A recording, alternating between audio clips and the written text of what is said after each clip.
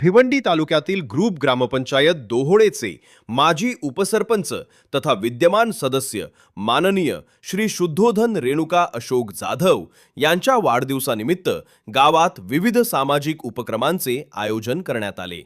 त्यांच्या पुढाकारातून ग्रामविकासासाठी अनेक कामे पूर्ण झाली असून ग्रामस्थांनी त्यांच्या कार्याचे कौतुक केले। त्यांच्या प्रयत्नातून ग्रामपंचायत परिसरात संरक्षण भिंतीचे बांधकाम तसेच नवीन अंगणवाडी इमारतीची उभारणी करण्यात आली। सदर अंगणवाडी इमारतीचे उद्घाटन माननीय श्री अशोक गायकवाड सर यांच्या हस्ते संपन्न झाले। कार्यक्रमाच्या अध्यक्षस्थानी माननीय श्री शुद्धोधन अशोक जाधव होते। यावेळी ग्रामसेवक परेश सोनावणे, शक्ती ग्रुपचे राजेश पटेल, आजी माजी सरपंच, उपसरपंच, सदस्य, समाजसेवक, ग्रामपंचायत कर्मचारी वृंद तसेच ग्रामस्थ मोठ्या संख्येने उपस्थित होते।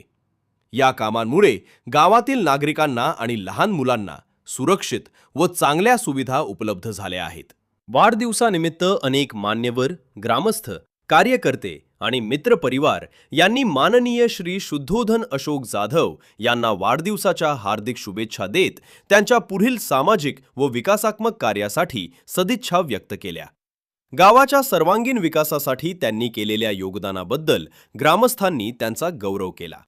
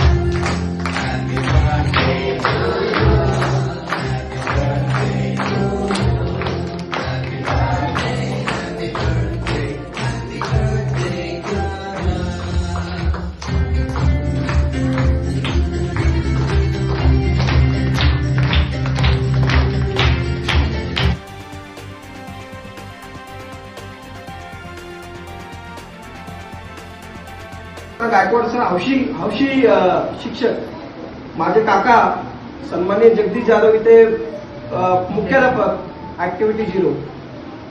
परंतु गायकवाड सर ऍक्टिव्ह माणूस, फोटो काढायचे, फोटो काढताना मागून पूर्ण ब्लॅक दिसायचा कारण अंधार असायचा पूर्ण शाळेला।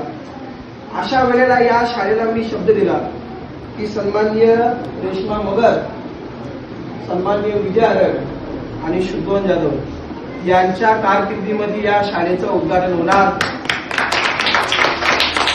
आणि कारकीर्द संपली, प्रशासक बसलो, प्रशासकीय सदस्य बनलो आणि प्रशासकीय सदस्याच्या कारकिर्दीच्या एंडच्या मोक्याला माझा शब्द मी पाळला याचा मला आनंद। पुन्हा एकदा आपल्या सर्वांचे मी आभार मानतो। या शाळेचं नाव पीएमसी शाळा, ज्या पीएमसी शाळेचं नाव आपण तालुकाभर बघतोय, मी इंग्रज सरांना विनंती करतो तुमच्या अजूनच्या या 4 ते 5 वर्षाला अजून तुमचा कार्यकाल आहे, या कारकिर्दीमध्ये महाराष्ट्रभर याचा एक पुरस्कार आपण या शाळेला नक्की आणून द्याल अशी आशा व्यक्त करतो। आणि पुन्हा एकदा सर्वांचे आभार म्हणून मी माझे 2 शब्द संपवतो। लहान मुलांना जास्तीत जास्त 5 मिनिटं अजून बसा। सन्माननीय निवृत्ती मगर सरांचा शेवटचं भाषण होणार आहे, त्याच्यानंतर आपण वया वाटप आणि सर्वांना आहे। आणि कोणताही कार्यक्रम म्हटल्यानंतर त्या कार्यक्रमाला एक अध्यक्ष लागतात आणि आजच्या या कार्यक्रमाचं अध्यक्षस्थान आपल्या या जवळच्या समस्त पडगा परिसरातील आदरणीय व्यक्तिमत्व आहे। पडगा परिसरच नव्हे, संपूर्ण भिवंडी तालुक्याचं भूषण आहे। आमचे शिक्षण क्षेत्रातील मान्यवर सन्माननीय निवृत्ती मगर सर येथे उपस्थित आहेत। मी मगर सरांना विनंती करतो की आपण आजच्या कार्यक्रमाचं अध्यक्षस्थान बसवायचं आहे आणि तेव्हापासून त्यांची समाजकार्य आणि राजकारणात कारकीर्द आहे, ते नाव पुढे चालू ठेवण्याचं काम शुद्धोधन जाधव यांनी केलेलं आहे। तुम्ही जास्त न बोलता या ठिकाणी आमचे मित्र, आमचे भाचे, या गावचे उपसरपंच शुद्धोधन जाधव यांना वाढदिवसाच्या लाख लाख शुभेच्छा। करतो आणि जर काही माझ्याकडनं चूक झाली असेल तर त्याबद्दल दिलगिरी व्यक्त करतो आणि इथेच थांबतो. जय भीम, जय बुद्ध, जय भारत. तुम्ही या ठिकाणी सकाळी 7 वाजल्यापासून बसलेला आहात, बरोबर आहे? 7 वाजल्यापासून बसलेत तुम्ही. थोडासा कंटाळा आलाय, झटतोय आपण तो आता. सगळे असे माझे आवडते विद्यार्थी आणि या शाळेला मूर्तरूप देणारे हे दाम्पत्य आदरणीय ढेंगळे सर, मुख्याध्यापक आणि आदरणीय मॅडम, मी तुमचं मनापासून कौतुक करेन. सर जास्त भाषणाची आवड नाहीये, बोलत नाही, संधी कधी घेत नाही. गायकवाड सर प्रत्येक संधी देतात पण कधीच पुढे जास्त बोलत नाही, कारण की बऱ्याच वर्षापासून प्रवाहापासून बाहेर आहे. पण ह्या शाळेची एक आम्हाला नेहमी खंत असायची. 2016-17 आमची गावातली शाळा रेडी झाली.